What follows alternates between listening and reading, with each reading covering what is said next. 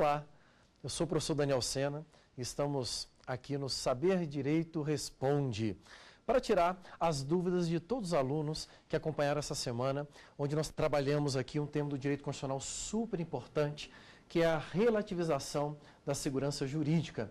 E agora as suas dúvidas poderão ser sanadas e para ajudar e representar todos os alunos aí da rede que acompanharam a gente nesses dias, nós estamos aqui com vários alunos que vão representar todos vocês e vão trazer algumas das dúvidas mais importantes do direito constitucional sobre o tema que nós trabalhamos, né? Então nós estamos aqui com a Eminá, com a Débora e com a Bruna, que trouxeram algumas das dúvidas que certamente serão também a sua dúvida de direito constitucional. Vamos começar então? Vamos começar aqui, primeiramente, com a dúvida da Eminá. Seja bem-vinda aqui ao Saber Direito Responde, Eminá. Professor, eu gostaria de saber se o relativismo dos direitos fundamentais pode ser considerado gerador do ativismo judicial. Nossa, essa pergunta é uma pergunta muito importante, é uma pergunta que tem tudo a ver com aquilo que nós trabalhamos em sala de aula. Então, o ativismo judicial, esse fenômeno que tem acontecido nos últimos anos e que a cada dia está se tornando mais relevante dentro do direito brasileiro, ele tem certamente aí um fundamento na relativização dos direitos. Por quê? Porque o ativismo judicial ele vai se manifestar de várias formas. E o principal formador dessa postura do Poder Judiciário de tentar dar efetividade aos direitos fundamentais é a ausência normativa. A Constituição Federal, como norma geral, ela costuma estabelecer as suas regras, os seus princípios, sempre de forma geral, dependendo, muitas das vezes, de uma normatização que é feita pela norma infraconstitucional. Entretanto, a omissão legislativa, provocada aí por vários motivos, impedem, às vezes, de algum desses direitos serem efetivamente garantidos aí à sociedade. É quando o Poder Judiciário entra em cena e ele pratica isso que nós chamamos de ativismo judicial, ou seja, ele pega um direito que não está sendo concretizado, que está sofrendo da falta de efetividade, e ele atua como uma espécie de legislador. Então, respondendo à pergunta da Eminá, certamente a relativização dos direitos, que é exatamente essa possibilidade dos direitos serem interpretados e dos direitos não terem um caráter absoluto, permite com que o Poder Judiciário possa atuar de uma forma muito mais ativa, muito mais presente nos casos concretos e acaba consolidando aí esse caráter não absoluto dos direitos fundamentais. Então, acho que tem uma ligação muito forte aí da relativização com o ativismo judicial, certamente. Vamos agora com a Débora. Débora, qual que é a sua dúvida? Professor, eu queria saber quando é que o juiz, ao decidir, extrapola a competência judiciária e invade a legislativa. É bacana porque essa dúvida da Débora tem tudo a ver com a pergunta da Eminá, porque a gente está falando aqui dessa questão do ativismo judicial, que hoje está de uma forma muito imponente dentro do Poder Judiciário brasileiro. Quando o Poder Judiciário decide, existe aqui um limiar que ele precisa atuar e que é bem delicado. Primeiro, você tem de um lado a necessidade da prestação jurisdicional, ou seja, o Estado, representado pelo Poder Judiciário, precisa da efetividade aos direitos fundamentais. Por outro lado, você tem a norma que vai trazer os pilares desse julgamento, porque o Poder Judiciário ele vai aplicar o direito ao caso concreto. Quando a gente trabalha com a separação dos poderes, cada um dos poderes vão ter essa função dentro da organização do Estado. E o Poder Judiciário, ele executa a norma, ele aplica a norma, ele não cria a norma. Quem cria a norma é o Poder Legislativo. Entretanto, quando tem uma norma que depende da atuação do Legislativo para ser efetivada, e ela não é efetivada porque existe uma omissão legislativa, o Poder Judiciário acaba atuando. E é o que nós chamamos de ativismo judicial, que foi exatamente a pergunta da Eminá. Qual que é o limite de atuação do Poder Judiciário aqui, né? E essa é uma questão muito relevante, porque o Poder Judiciário ele acaba atuando de uma forma quase que invadindo a competência do Legislativo. E aí é onde entra a discricionariedade. A discricionariedade, ela nada mais, nada menos do que uma liberdade dentro dos parâmetros da lei. Às vezes, nós confundimos a discricionariedade como se fosse uma liberdade plena para o julgador julgar. E não é assim que funciona. O julgador ele tem liberdade dentro dos parâmetros legais. Então, se nós formos pensar em limites para o julgador, os melhores limites são a própria lei, a própria Constituição. Então, quando ele interpreta e ele dá efetividade a uma norma constitucional, ele tem que se calçar nesses parâmetros, tanto da lei quanto da Constituição, não podendo sobrepor a eles. Então, os parâmetros seriam aqui da discricionariedade. Vamos agora com a pergunta da Bruna. Bom, professor, eu quero saber sobre a liberdade de expressão. Perfeito. Até onde a Constituição, ela zela, ela garante isso a nós. Porque hoje em dia nós temos muitas redes sociais, muitos fóruns e tal, e muitas pessoas colocam os perfis como anônimos para cometer atos racistas. Até onde vai esse zelo? Perfeito. Qual é a garantia? Bacana, muito legal. Essa sua dúvida, ela vem ao encontro de um elemento que tem sido muito estudado no direito internacional, inclusive, em vários países, porque esse é um fenômeno que decorre dessa novidade, né, que é a comunicação através da internet, porque a internet ela popularizou e democratizou a comunicação. Então, qualquer pessoa hoje manifesta o seu pensamento, né, pelos mais diversos caminhos, e rapidamente esse pensamento ele alcança as pessoas que estão ouvindo.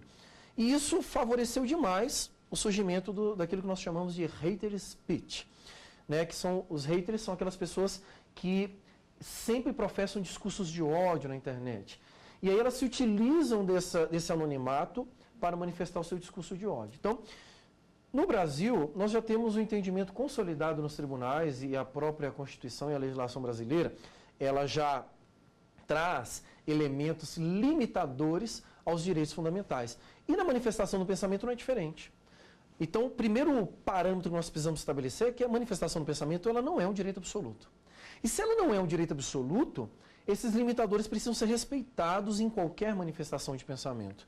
Só que aqui existe um limiar muito complexo, muito perigoso, em que a participação dos tribunais, principalmente o Tribunal Constitucional, que é o STF, no caso do Brasil, acaba ajudando na interpretação e no estabelecimento desses limites. Então, eu tenho a liberdade da manifestação do pensamento, mas ao mesmo tempo não é um direito absoluto. Então, até que ponto as pessoas e os indivíduos podem manifestar os seus pensamentos sem infringir esses parâmetros? O primeiro limitador que a gente encontra é no próprio texto da Carta Magna, quando ele fala é livre a manifestação do pensamento sendo vedado o anonimato. Ou seja, você tem uma vedação expressa e diretamente emanada do texto constitucional, que já diz, olha, você, cidadão, você tem liberdade. Você pode manifestar o seu pensamento da forma que você quiser, desde que você mostre a sua cara, se identifique. E aqui eu trago um caso que foi o caso pilar do desdobramento dessa interpretação limitativa da manifestação do pensamento, que foi o do escritor que escreveu uma obra e que nesta obra ele fazia um manifesto, ele manifestava o seu pensamento com um discurso de ódio, dizendo que a culpa para o holocausto dos judeus tinha sido deles mesmos. Então ele faz todo um discurso dando a responsabilização da morte de milhares de judeus aos próprios judeus. Só que ele não se identifica. Ele publica essa obra ela ganha os meios de comunicação sem identificação. E aí isso acabou gerando aí uma ação de reparação de danos promovida pela própria sociedade judaica brasileira, e eles ganharam, porque o Supremo Tribunal Federal entendeu o seguinte, falou assim, peraí, você pode manifestar a sua opinião desde que você se identifique. Então, o anonimato, ele já é uma garantia constitucional da liberdade de manifestação do pensamento e o primeiro parâmetro limitador para evitar que essa manifestação do pensamento não ultrapasse os limites legais. E aí onde que entra as redes sociais. Quando você tem um hater que não se identifica, ele cria um perfil fake, ele entra lá na página e manifesta, hoje você tem os mecanismos de quebra dos sigilos, que é onde a gente entra em outra discussão, a quebra do sigilo, que depende muito aí das empresas que tutelam as redes sociais, né? Para quê? Para você ter acesso diretamente e descobrir quem foi o perfil, qual que é o DNS desse computador, de onde surgiu essa manifestação de ódio, de racismo ou com a prática de qualquer outro crime. E aí você vai rastreando isso pela rede de internet até você chegar na pessoa que proferiu aquele discurso de ódio e responsabilizá-lo. Então, a manifestação do pensamento, em síntese, ela não é um alvará de liberdade plena para que você fale qualquer coisa na internet. Pelo contrário, dentro do Estado Democrático de Direito, ela precisa respeitar esses parâmetros, principalmente as outras pessoas que têm a sua dignidade também preservada. né? Vamos agora para eliminar mais uma dúvida aí. Daniel, a minha dúvida é a seguinte: quais os limites podem ser impostos à liberdade em um Estado democrático de direito? Perfeito, Eminá. Acho que essa dúvida sua vem também ao encontro, ela corrobora muito com aquilo que eu acabei de falar. Estado democrático de direito, que é o regime adotado no Brasil, está previsto no artigo 1º da Constituição, ele é a junção de dois regimes de governo, de um regime democrático e de um regime de Estado de Direito. E qual que é a grande peculiaridade? Regime democrático, você tem aqui como o poder do Estado sendo originado do povo, né? A chamada soberania popular, é o que dá o viés do regime democrático. E Estado de Direito é aquele regime que o Estado é regido pela lei. Então, tanto o Estado precisa respeitar a lei, quanto o povo precisa respeitar a lei.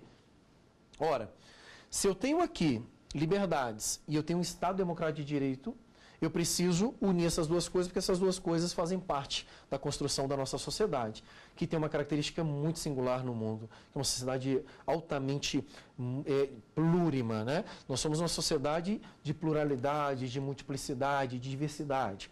Isso é um campo fértil para que você tenha aí a manifestação do pensamento, mas ao mesmo tempo você corre o risco de ter uma colisão dessa manifestação do pensamento quando você tem divergência. Dentro do Estado democrático de direito, essa manifestação do pensamento ela é garantida. Você pode manifestar o seu pensamento, você pode exercer a sua liberdade, a sua opinião, ok, você é livre. Mas você precisa também saber respeitar e você também precisa saber aceitar o pensamento de outras pessoas, respeitar e respeitar quando o pensamento da maioria for vencido. Então, isso é um ponto muito importante que o Estado Democrático de Direito acaba colocando como um limitador de equilíbrio da manifestação do pensamento. Nós vamos fazer um pequeno intervalo agora e daqui a pouco nós voltamos para mais dúvidas dos nossos alunos no Saber Direito Responde.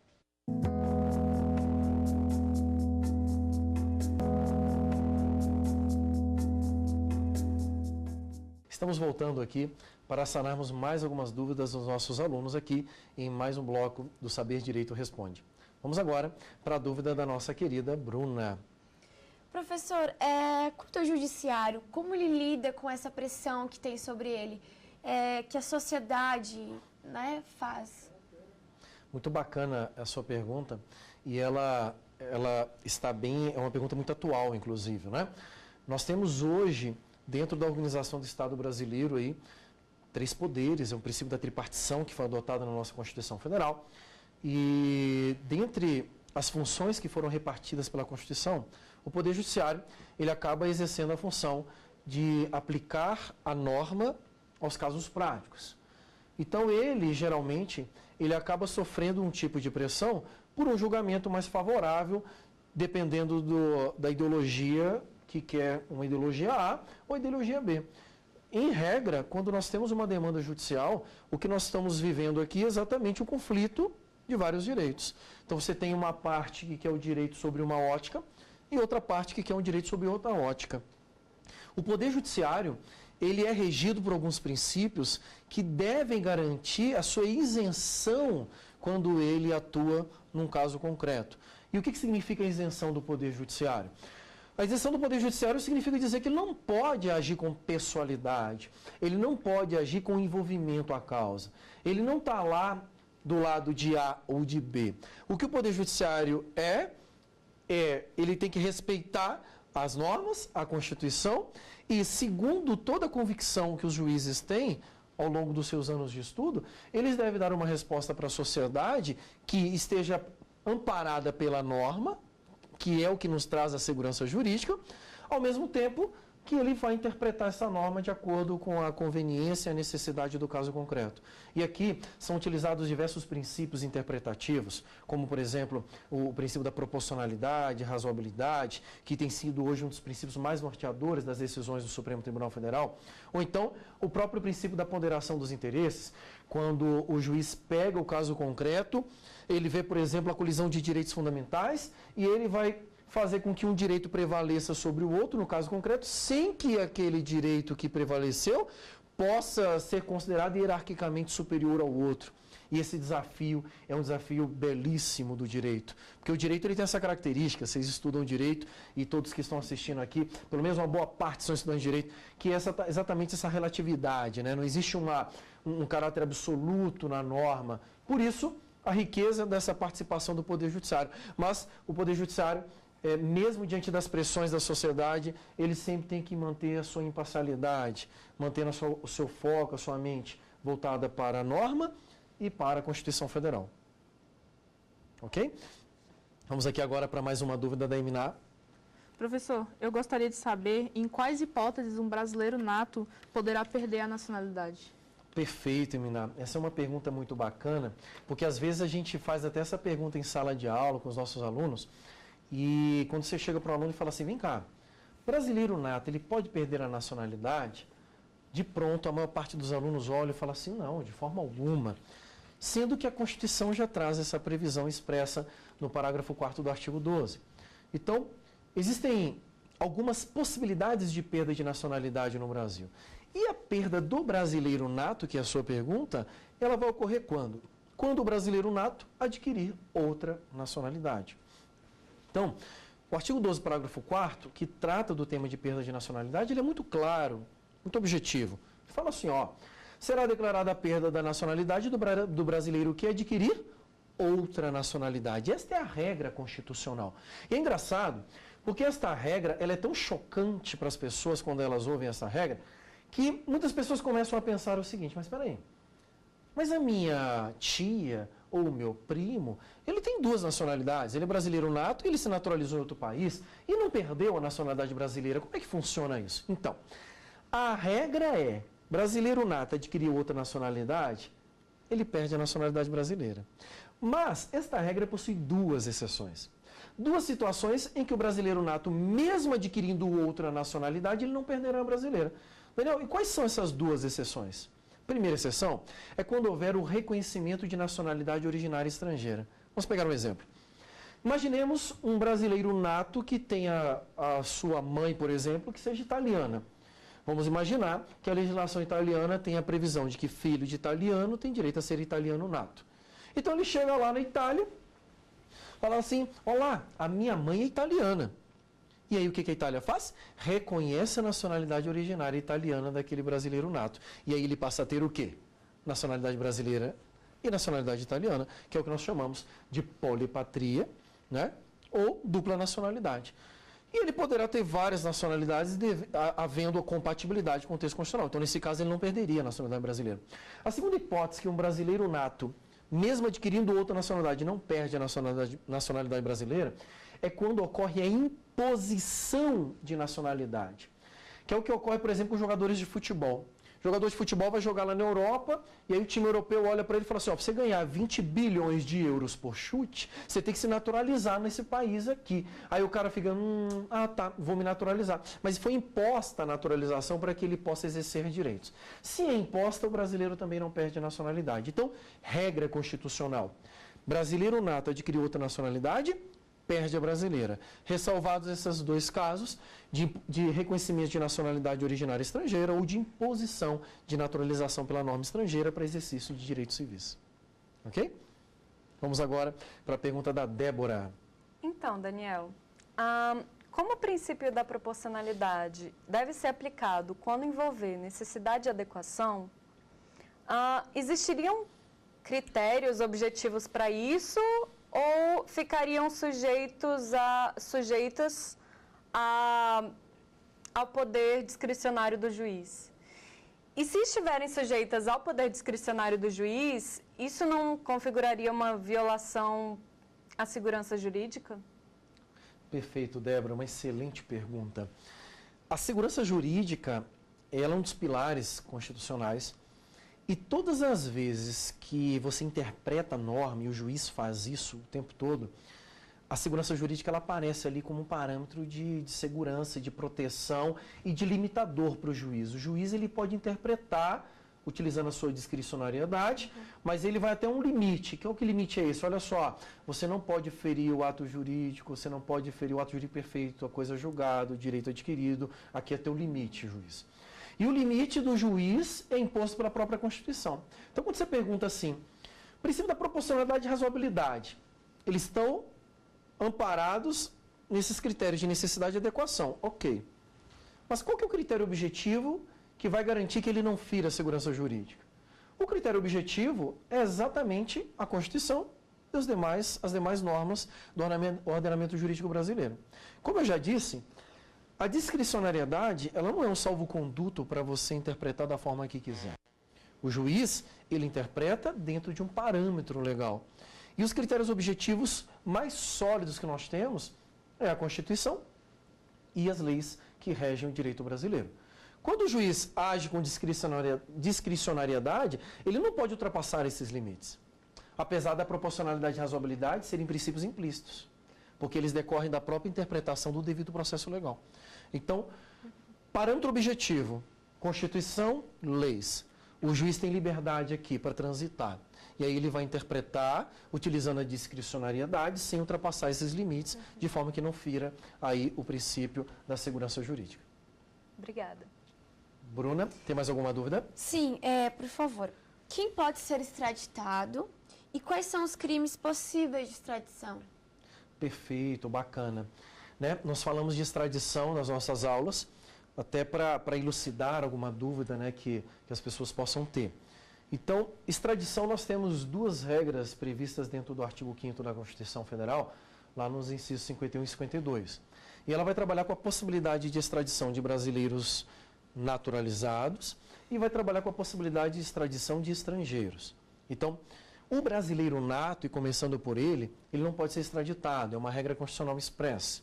Tá? E aqui eu estou considerando a modalidade de extradição passiva, que é a extradição regulada pela Constituição.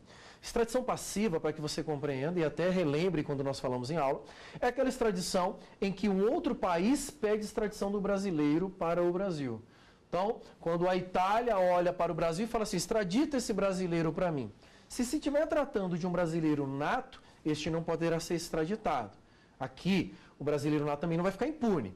Né? Porque aí o brasileiro nato falar assim, já que eu não posso ser extraditado, então eu vou lá, cometo o crime e volto correndo para o Brasil. Não é assim que funciona. Né? Então, se o brasileiro nato cometer um crime no exterior e ele fugir para o Brasil, ele será processado no Brasil, sendo crime no Brasil. Aplica-se aqui o princípio da extraterritorialidade penal. É quando um brasileiro nato é julgado aqui no Brasil por um crime cometido no exterior.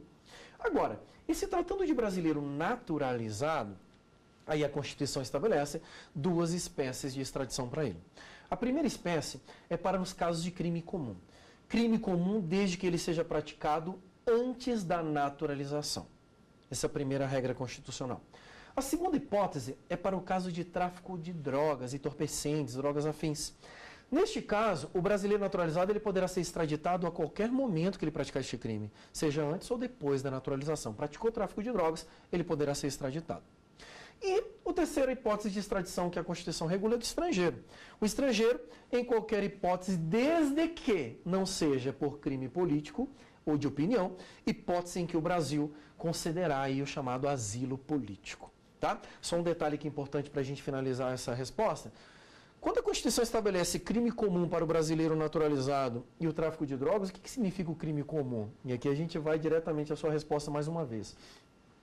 Crime comum é qualquer crime que não seja tráfico de drogas. Por isso que a Constituição fez essa pequena distinção aqui. Desde que seja crime. Esse é um ponto importante que tem que ficar claro. Ok? Vamos aqui para mais uma dúvida da nossa querida Eminar. Professor, eu gostaria de saber se o Estado poderá ser responsabilizado caso os direitos fundamentais dos presos sejam violados. Perfeito, Eminar. Nós temos estabelecido, essa foi uma das aulas que nós fizemos questão de trabalhar, porque a jurisprudência do Supremo Tribunal Federal nos últimos 2 anos foi muito atuante na questão dos direitos fundamentais dos presos. Eu fiz questão de trabalhar isso nas minhas aulas. Primeiro ponto é estabelecer que a própria Constituição Federal, quando ela estabelece direitos e garantias fundamentais no artigo 5º, ela deixa claro que os direitos fundamentais dos presos, eles não são totalmente retirados. Os presos, eles permanecem com o núcleo imexível ali. E que núcleo é esse? A sua integridade física, a sua integridade moral. Um exemplo de direito que não pode ser mexido. Quando o cara está preso, ele foi condenado, transitou em julgado, ele tem aqui a sua liberdade de locomoção restringida. Mas outros direitos devem ser preservados. E aí, em cima deste parâmetro e das próprias previsões que a Constituição traz de proibição de tortura, tratamento desumano, degradante, a própria preservação da dignidade da pessoa humana, que é princípio basilar da Constituição Federal, a proibição de tratamento que ofenda a integridade física e moral do preso, nós temos visto nos últimos 2 anos aí o STF consolidando um pensamento de que, se o Estado ferir direito de preso, ele tem responsabilidade objetiva. E essa responsabilidade objetiva significa dizer que decisões do Supremo, morte de preso dentro da penitenciária, responsabilidade do Estado. Cela lotada, decisão super recente. O preso tem direito, inclusive, à indenização se ele tiver em cela lotada. Então, hoje, o pensamento consolidado no Supremo é de que o preso, se ele tiver seu direito restringido, o Estado tem o dever de indenizar. Eu queria muito agradecer a presença das nossas alunas aqui. Queria agradecer a presença de todos os telespectadores que acompanharam essa semana de aulas, acompanharam agora também o nosso Saber Direito Responde. Agradecer a TV Justiça por essa oportunidade maravilhosa, que com certeza fará a diferença na vida de muitas pessoas. Muito obrigado e encerramos aqui o nosso Saber Direito Responde. Até a próxima aula. Ficou com dúvidas? Então mande um e-mail para saberdireito@stf.jus.br. E você também pode estudar pela internet. Basta acessar o site tvjustiça.jus.br.